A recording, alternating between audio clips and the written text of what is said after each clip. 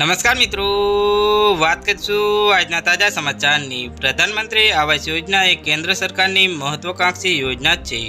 આ યોજના હેઠળ સરકાર એવા ગરીબ પરિવારોને આર્થિક સહાય પૂરી પાડે છે જેમની પાસે પોતાનું ઘર નથી। સરકાર દ્વારા આ યોજના હેઠળ દર વર્ષ લાખો લોકોને આર્થિક સહાય આપવામાં આવે છે। એવામાં પ્રધાનમંત્રી આવાસ યોજનામાં મોટા ફેરફારો કરવામાં આવ્યા છે। કેન્દ્ર સરકારે પ્રધાનમંત્રી આવાસ યોજના 2.0 લાગુ કરી છે અને હવે માત્ર 90 દિવસમાં દરેક ગરીબને સરકાર દ્વારા પ્રધાનમંત્રી ગ્રામીણ અને શહેરી આવાસ યોજના હેઠળ પોતાનું ઘર આપવામાં આવશે। સાથે જ હાલ આ યોજના માટે લાયકાત લોકોની યાદી ટૂંક સમયમાં તૈયાર કરવામાં આવશે। હવે આ યોજનામાં તે લોકો પણ સામેલ થશે જેમની પાસે ફ્રીજ અને મોટરસાઇકલ છે।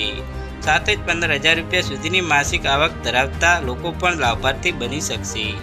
અગાઉ 10,000 રૂપિયાથી વધુ આવક અને રેફ્રિજરેટર ટુ વ્હીલર ધરાવતા લોકો આ યોજના માટે લાયકાત નહોતા।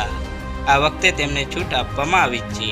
પ્રધાનમંત્રી આવાસ યોજના શહેરી 2.0 આર્થિક રીતે નબળા વિભાગ, ઓછી આવક જૂથ અને મધ્યમ આવક જૂથના પરિવારોને આવરી લે છે જેમની પાસે પોતાનું ઘર નથી। આ પરિવારો યોજના હેઠળ મકાન ખરીદવા અથવા તો બાંધવા માટે પાત્ર હશે। વડાપ્રધાન નરેન્દ્ર મોદીએ 25 જૂન 2015ના પ્રધાનમંત્રી આવાસ યોજનાનું ઉદ્ઘાટન કર્યું હતું।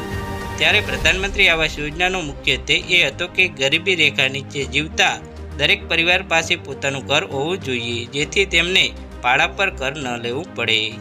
તો હાલ માટે આટલું જ, મળીશું નવી અપડેટ સાથે। જો તમને અમારા વિડીયો પસંદ આવતા હોય તો વિડીયોને લાઇક કરી, ચેનલને સબસ્ક્રાઈબ કરી બાજુમાં આવેલા બેલ આઇકનને દબાવી દેજો જેથી તમને આવા નવા સમાચારની અપડેટ મળતી રહે।